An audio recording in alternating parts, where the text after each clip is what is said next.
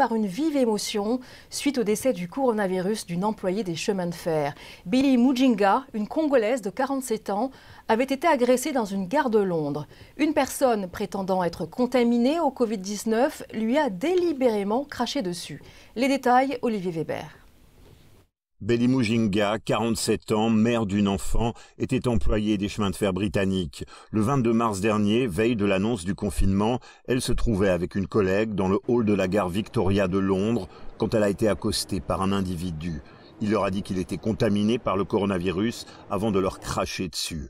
Quelques jours plus tard, les deux femmes tombaient malades. Billy Mujinga, qui souffrait d'antécédents respiratoires, est morte à l'hôpital 2 semaines plus tard. Originaire de RDC, cela faisait 20 ans qu'elle vivait au Royaume-Uni. Sa famille est bouleversée. Elle était très inquiète ce jour-là, car le virus était là, on en parlait déjà. Et la société de chemin de fer devrait protéger ses employés. L'agresseur n'a pas encore été retrouvé.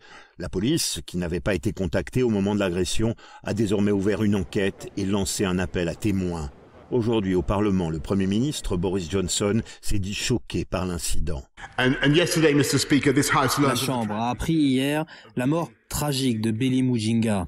Le fait qu'elle ait été agressée alors qu'elle faisait son travail est absolument révoltant. Mes pensées et celles de toute la Chambre sont avec sa famille.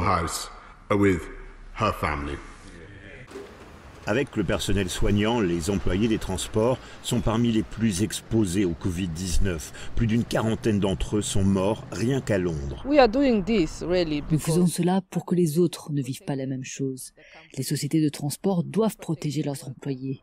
Nous demandons aussi justice pour elles.